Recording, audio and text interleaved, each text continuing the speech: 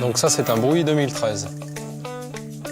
Donc comme tu peux sentir au premier nez, on a beaucoup de fruits, petits fruits rouges,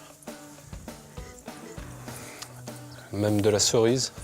Oui, j'ai de la groseille, de la framboise, des choses comme ça, hein, un petit peu de complexité, avec une petite vivacité qui n'est pas désagréable au nez, hein, ce côté un peu fraîcheur en fait. Exactement, il faut que ça soit un vin gouléant.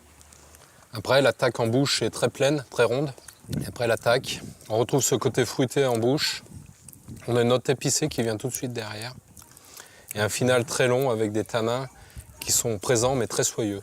On boit un vin qui est très équilibré, avec une belle matière, qui plaira beaucoup aux personnes qui aiment les vins fruités, structurés et de bonne garde.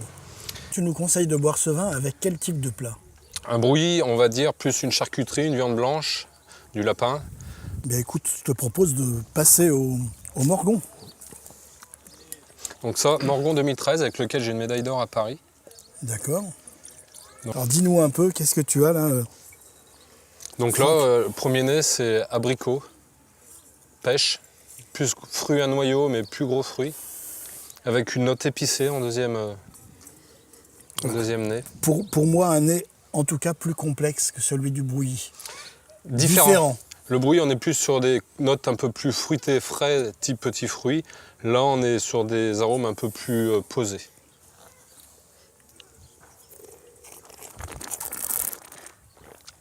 Donc la bouche, pareil, on a une bonne attaque, très ronde. Un final très structuré. Un peu plus que sur le Brouilly, parce que c'est un Morgon. Et après, la différence entre ces deux vins, et par rapport au Régnier aussi, c'est vraiment le terroir. La vinification par elle-même est identique, mais le fait de les faire macérer très longtemps, on extrait vraiment plus que des nuances, des notes vraiment différentes entre chaque vin. Moi, j'ai sur ce vin un peu plus de longueur en bouche, Oui. une finale un peu plus longue. Oui. Par contre, pour les deux vins qu'on vient de déguster, Franck, j'ai pour ces deux vins une belle vivacité. Si on veut le boire un petit peu frais, peut-être sur sa jeunesse, et voir l'attendre un petit peu en vieillissement, non? Qu'est-ce que tu lui donnes en durée de vie à ce type de produit? Durée de vie, c'est très aléatoire. Si tu aimes les vins jaunes, un 2013, tu peux le boire en mangeant, ça sera un régal. On aura la complexité, la vivacité d'un vin frais. Si tu aimes les vins vieux, ce Brouilly ou ce Morgon, on peut attendre 10 ou 15 ans pour le boire. Après, le bon compromis, on va dire qu'entre 2 et 4 ans, c'est bien, parce qu'on a encore le côté fruité au bout de la 4e année. Et les tanins, que tu sens encore un peu présents sur un vin jaune, se sont posés. Voilà. Et ce Morgon, tu nous le conseillerais sur quel type de plat? Viande rouge, viande en sauce. Et ça, avec un fromage de chèvre du Haut-Beaujolais, c'est formidable. Je vous invite à venir déguster ces vins dans le Beaujolais, au domaine Chaville à Régnier-Durette.